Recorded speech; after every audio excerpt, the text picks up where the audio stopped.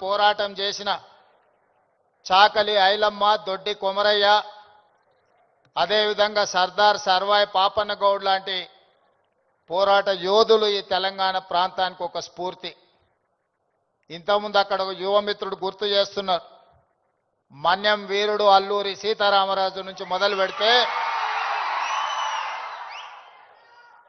నల్లమల వీరుడు కొమరం భీముడు వరకు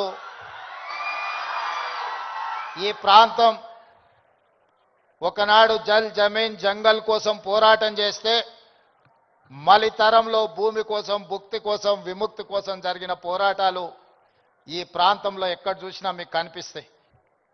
ఇవాళ మీరు ఎక్కడికి వెళ్ళినా, అది ఆదిలాబాద్ కావచ్చు, వరంగల్ కావచ్చు, నల్లగొండ కావచ్చు, లేదా నల్లమల అడవి కావచ్చు, మన ప్రాంతం, మన ప్రజలు ఒక పోరాటానికి స్ఫూర్తినిచ్చిన వాళ్ళు.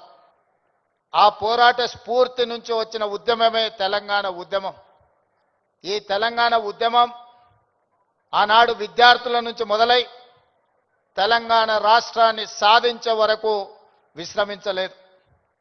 ఆనాటి యూనివర్సిటీలు, కళాశాలలు ఉద్యమ వేదికలై ఉస్మానియా యూనివర్సిటీ, కాకతీయ యూనివర్సిటీల నుంచి మొదలు పెడితే తెలంగాణ నలుమూలల 4 కోట్ల మంది తెలంగాణ ఉద్యమంలో ముందు బాగానే నిలబడి దేశానికి కాదు ప్రపంచానికి ఒక స్ఫూర్తినిచ్చి మేము అనుకున్న ఆకాంక్ష నెరవేర్చుకునే వరకు మేము విశ్రమించము, మా రాష్ట్రాన్ని మేము సాధించుకుంటాము అని చెప్పి ఒక ఉద్యమ స్ఫూర్తిని నింపి ఇవాళ తెలంగాణ రాష్ట్రాన్ని సాధించుకొని 11 సంవత్సరాలు పూర్తి చేసుకుంటున్న సందర్భంలో ఉద్యమ స్ఫూర్తితో ముందుకు వెళ్లాల్సిన తెలంగాణ రాష్ట్రం ఈరోజు డ్రగ్స్ మహమ్మారికి బలి అవుతున్నది అని అంటే ఇది ఎంతో బాధపడవలసిన సందర్భము, మనందరం ఆలోచన చేయాల్సిన సందర్భం.